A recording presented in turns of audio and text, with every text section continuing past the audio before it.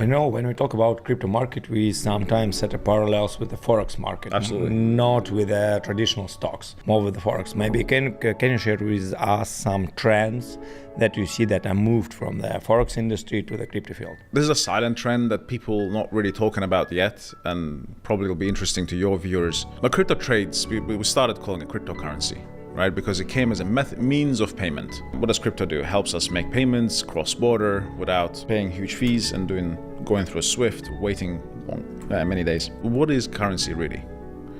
Currency is a mean of evaluating a certain ecosystem and assigning a value to a certain ecosystem. Traditionally, it came from geographies. Like geography, like a countries, yeah. Exactly. Crypto changed that narrative completely upside down. It's ecosystem.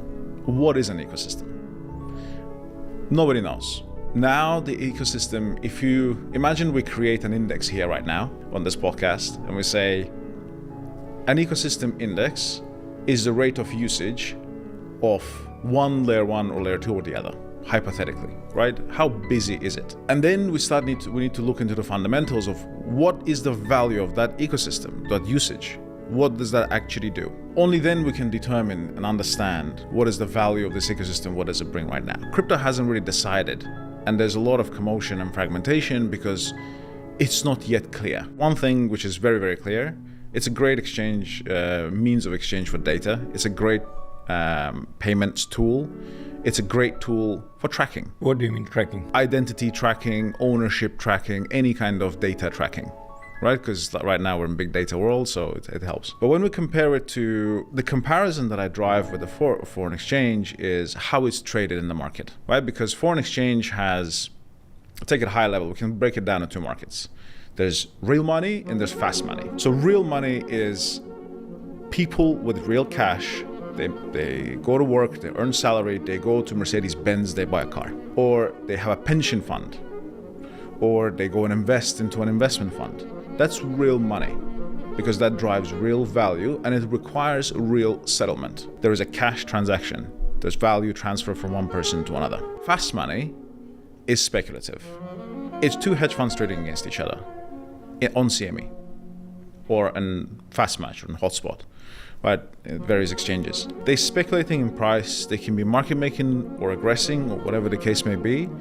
But at the end of that trading day, the settlement, if it's 1 or 2 or 3% of the entire trading volume, that's something. That's significant. Normally, the risk hedges out itself, and that is a speculative transaction of people speculating the real money is moving this way. Something happened fundamentally in the UK, let's say, or we're becoming crypto friendly, we're inviting Web3 businesses, we're gonna do this. If something like this happens, all of a sudden there's gonna be a positive influx of the economy and the movement is going to start happening. That allows someone to speculate on market movement, right? But real money is much slower. So where is the real money economy of crypto? I have no idea. What's the point of Ethereum? What's the point of Bitcoin? What's the point of it's R&D and adoption and experimentation and testing phase. Because it hasn't become an integral part of your life, besides some of the emerging market countries that are trying to hedge their local currency risk because of unfortunate fundamental issues locally. But otherwise, it's very hard to predict precisely. One thing I can tell you though, the institutional adoption side of things is going to change the way we interact with the crypto ecosystem, the centralized side of it for sure. An interesting aspect of that is, okay, let me ask you a question. What happens if Binance closes down tomorrow? It will crash the market, I think, for 80%. Why? Because the people will lost the trust in crypto field, let's say in white crypto field. True. The biggest risk of Binance going down tomorrow is people losing their assets because they're also hold assets. Yeah. The fun part is that Binance is also servicing institutional clients. Institutional clients in traditional markets do not trust their assets to an exchange. You can't come to CME and deposit money into your wallet. That concept doesn't exist. What normally happens is you have a clearinghouse, or you have a prime broker, or you have a bilateral credit agreement, and then you're allowed to trade on the exchange. An exchange doesn't care about your wallet balance. They don't have control or access. They just know that you have a certain credit limit or your... And they just provide you a service. Just a marketplace. And they're also not a principal. They don't take buy or sell positions. Yeah, sure. Can we say the same about crypto? No, we cannot. That's quite dangerous, right? So this is why crypto markets are very fragile. And I put huge amount of importance into development of execution-only marketplaces where big volumes can be executed safely, securely. Wash trading and print order book printing is no longer an issue. And those environments are regulated well enough so that nobody can scam the market. So that's why we see the growth of the DeFi infrastructure, etc., because the industry needs something similar that happen in a real world assets. Absolutely. I didn't think about it in that way. Insight that I get that with this crypto was created a new market, because 15 years ago this market doesn't exist at all. It was, commodities market, stock market, and Forex market. And for me in 2009, Forex market was something new, because I just saw an advertising of it. And now we have a crypto market, with a lot of projects. And if 10 years ago it was only Bitcoin, 8 years ago it was Ethereum, now it's thousands of assets, if you can call them assets, on this market, and it's become normal. It's like Forex 15 years ago. I'm not sure, but if we'll check the volatility on the Forex market 15 years ago, I remembered how I was liquidated on a Japan yen in 2011, 13 years ago.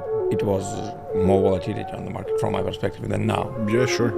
And we can set up parallels with crypto, and it will happen here sooner or later. Absolutely, but besides the new market, we created a new economy. It's a whole other thing. How does the value of dollar get determined? How does the value of AED get determined? Country has either production or debt or speculation, doesn't matter. Let's keep it simple. Production. If the country produces certain goods and supplies it to the world, the value of the currency grows. If the production reduces, the value of the currency drops. Or gold reserves. Classics, right? I'm not agree with it. Let's say why the exchange rate, we're talking about Forex, of AED, United Arab Emirates dirham, and dollar doesn't change to each other for the last 10 years. It was maybe 15. It was 365 or 366 for the last 15 years. Why? You're talking about cross-economic relationship. My assumption would be the oil side of things. You mean the general? Correct. My assumption for this specific use case, I think oil has a lot to do with it. It's mainly traded with dollar, and there's a massive manufacturer. But besides us going there, I'm talking about the fundamentals of a currency. What's the fundamental of a currency? Economy of a country. Economy of a country, or gold reserve, or something or like gold. that, No. right? Whatever the case. Okay. It used to be gold reserve, it became debt now. Okay. But economy, right? Crypto created a new economy because a currency belongs to a country's geographical location. Crypto created a global. Belongs to that. Right. So we're redefining the economical boundaries right now. Agree with you. This is where we need to look at, because if we miss this point, then we can't try to imagine which direction we need to think. How do we build our businesses so that we can fit into a new economy? All the setups for Forex, for equities, for all these things were created because there was a definition of a currency. Currency is defined. We know where it starts, we know where it ends, we know how it's evaluated. Tell me a definition of a crypto. Where does it start, where does it end, how is it evaluated? We don't know this yet. That's why we need to watch that very closely. The moment currencies, geographical currencies, are going to start playing a fundamental role and creating a new, more gray or floating economies, the crypto ecosystems, and they will become financial ecosystems. And it's going to create a democratized global participation in those ecosystems. This is going to change our lives in a different way.